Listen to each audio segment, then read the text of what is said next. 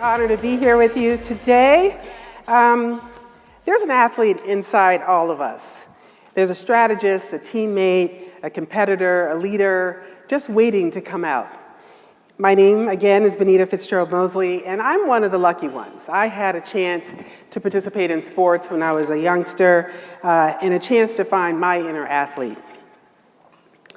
Standing on the shoulders of educators like my mom, who helped to desegregate the schools in the county I grew up in, and advocates and legislators that passed Title IX, I got to find my calling in track and field. With every track practice I endured, every competition and hurdle I cleared, I learned discipline, confidence, time management. My self-esteem just got better and better, and I learned how to push myself to get better and better every day. I was blessed to win a gold medal in the 100-meter hurdles and the 84 Olympics right here in Los Angeles. Every time I come back, I get goosebumps. However, the reality is you don't have to be an Olympic champion in order to gain the benefits from sport. Sport helps to prepare you for life. I'm a better person, a better mother, a better leader and CEO, all because I played sports when I was growing up. Every child deserves that opportunity, and the theme of today's conference, Play for All, is why we're here today. The Future of Jobs report from the World Economic Forum found that problem-solving, collaboration, and creativity are three skills that kids need to thrive. What better place to learn those skills than on the playing field? Over the last 18 months, I've had the distinct honor and pleasure of serving as CEO of the Laureus Foundation USA. We're a national foundation dedicated to using sport as a tool for social change. We're founded on the principles shown on the screen that were proclaimed by Nelson Mandela at the very first Laureus World Sports Awards in 2000. Laureus USA's mission is to change the lives of youth and strengthen communities through the power of sport. We're helping more kids in underserved communities gain access to sports programs that improve their health, education, employability, and social cohesion. So basically, it's youth development through sports. You've been hearing a lot about that today. Laureus USA currently supports the growth of 38 nonprofit organizations in over 100 cities across the country, and we're part of a global network of foundations that's serving over 1 million kids in 110 countries around the world. We're dedicated to advancing the entire Sport for Good sector, and so just this year we did our very first landmark survey to help understand the opportunities and challenges in the sector. Our first ever State of Sport for Good report, we surveyed over 380 sports-based youth development programs, again, across the country, and I'm gonna give you a preview of some of those findings. First, the exciting news. We found that the use of sport for social change is growing, and it's growing fast. In fact, in just the past 20 years, 80% of the organizations we surveyed were founded. And 73% of the organizations said they plan on growing this year in 2017 as well. So they're growing, they're serving more kids. But the not so good news is that really pretty much to an organization, they said one of the biggest impediments was lack of funding. And it's one of their most pressing organizational needs. The lack of funding causes these organizations to be greatly understaffed, and therefore they have to turn kids away. Half of the survey respondents said they have a waiting list for kids who wish to be in the program. And just the 100 organizations that completed the survey said they could serve another 38,000 kids if they had adequate resources. 76% of these organizations work with populations that are 80 to 100% low income. So the reality is most of these kids couldn't afford and can't afford to participate in those sports without those programs and without that access. Sport, as you know, can often be a lifeline for those kids. We've heard some of those compelling stories from our panelists today. And these sports programs really want to not only provide sports, but wrap around services from food and transportation to tutoring and social services and mentoring. At Laureus Sport for Good, our goal is to try to fill these gaps. That's why we fund organizations to help them build the capacity. A lot of foundations only want to give money to programs, and we give money so that they can hire more staff and train more coaches and build a better board. We hire more and train more coach mentors. We build cross-sector partnerships within communities so that these organizations can access even more resources and funding opportunities. In 2014, in New Orleans, that became our first Sport for Good city, where we began a 10-year approach for sustainable impact. And we wanted to rally the entire city around using sport as a tool to tackle some of New Orleans' most pressing issues. So take a glimpse at the video and see what it looks like.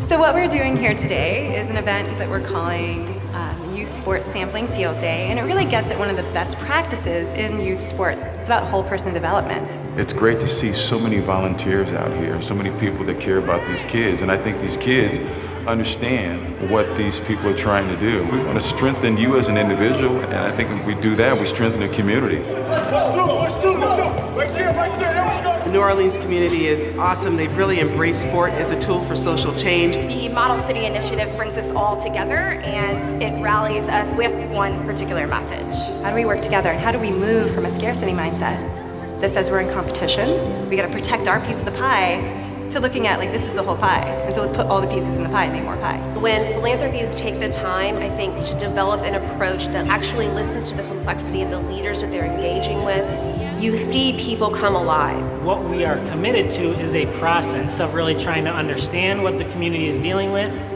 learning how we can plug in, helping to align all their efforts on some long-term goals, and then providing funding, resources, support where we can to see that vision come to life. Knowing that Girls on the Run is doing the same thing, Elevate's doing the same thing, so we're all focusing how we're using sport and our respective curriculums on these shared outcomes.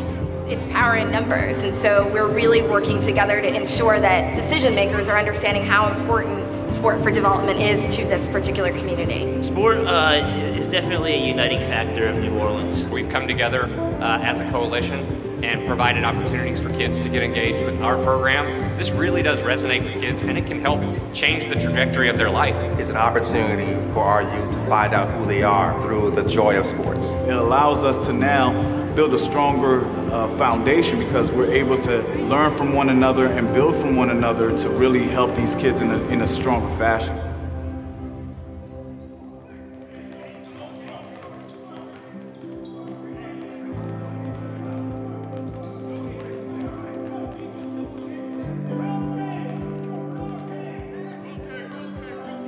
He's gonna lead us out. When I leave my house, like I come to the gym and train, and then after I train, I go back home. Then I come back, and just like this is my second home here. Getting diverse individuals into, I guess, one central location. In life, you see a lot of different people, and you have to know how to work with those people and how to respect their difference of opinion. We need each other. We're there for each other. It's like a family. First Tee has made my golf game better, my personality, and my love for everything.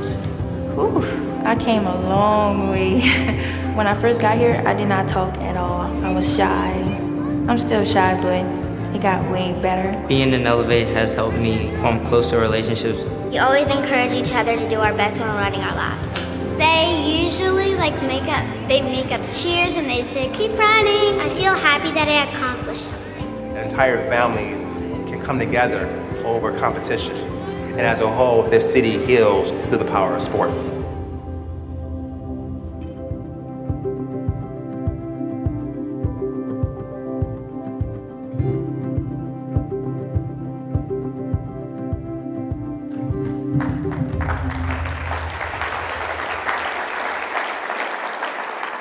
So you can see that by supporting these organizations and driving them to create a shared agenda for change, the impact is so much greater than if they were going it alone. Instead, they're working as a team, they're exchanging ideas, they're sharing resources, and they're working through challenges together. Some of you may not know this, but New Orleans has some of the highest obesity, murder, and unemployment rates in the country. And there's so much work to do. Our coalition partners reach tens of thousands of kids to create widespread change, and they're actively involved in improving kids' fitness, they're elevating their confidence, they're increasing their positive social interactions, and all the while, they're working to reduce obesity, truancy, and arrests. This is a glimpse of what's possible when you can bring a handful of organizations together in a city, and just imagine what could happen if we could do this in cities all across the country. And so Laureus USA's goal is to be doing this work in 20 cities by the end of 2020. It's a huge, lofty goal, and we're starting we launched Sport for Good Atlanta. This summer in July, we'll be launching Sport for Good Chicago and New York specifically with our partner Nike, which we're excited about in January. And we are really excited because we keep finding new organizations that really want to work with us and grow this work in their communities. Also in January, we're going to be launching our Sport for Good League. It's a membership-based online community platform for those with a desire to impact the lives of youth through sport. And so that's teachers and educators and coaches and nonprofits and corporates and recreation and parks, etc. It's all in. And we will provide specialized services for each of these groups. It'll have a resource center. We'll share valuable information. We'll have online forums and professional development, sharing best practices. And this platform is going to include our Sport for Good map. So this is the first ever chance to capture all of the hundreds of sport-based youth development programs that are operating across the country. And we'll survey those organizations every year and do our State of Sport for Good report. So we'll know how many kids and communities are being impacted, what outcomes are they achieving, and how we can do even more to accelerate the growth of Sport for Good here in the United States. Parents and families will also be able to go to the map and find those sports-based youth development programs that are occurring in their communities. So we hope that all of you will join us in this effort. If you're interested, you can see the link on the screen, map.laureususa.com. Again, we're launching in January, but if you go on and put your email and information in there, we will send you an email and notify you when we launch the Sport for Good League in January. We're also open to exploring potential conversations. I mean, I know many of you are scattered across the country. Some are here based in LA, but if your organization or you would like to work with us to try and figure out how to bring this opportunity to build coalitions of partners that want to do this work in a more meaningful, collaborative way, we're happy to have those conversations. The star of the movie, Jamie Schmill, is over there, and my other colleague, Rochelle, you can't really see them right now, but the three of us are here, open to conversations. And like I said earlier, I'm one of the lucky ones. I got to play sports. I had the opportunity as a kid. I think back to that day, hot August day, August 10th of 1984, many, many years ago, running the length of a football field in the Coliseum, over 10 hurdles in 12.84 seconds. It was honestly the most impactful 12.84 seconds of my life. I call that gold medal the gift that keeps on giving. And so I really want all of us to join this Play for All movement so that we can give that gift to more and more kids around the country. Thanks for listening.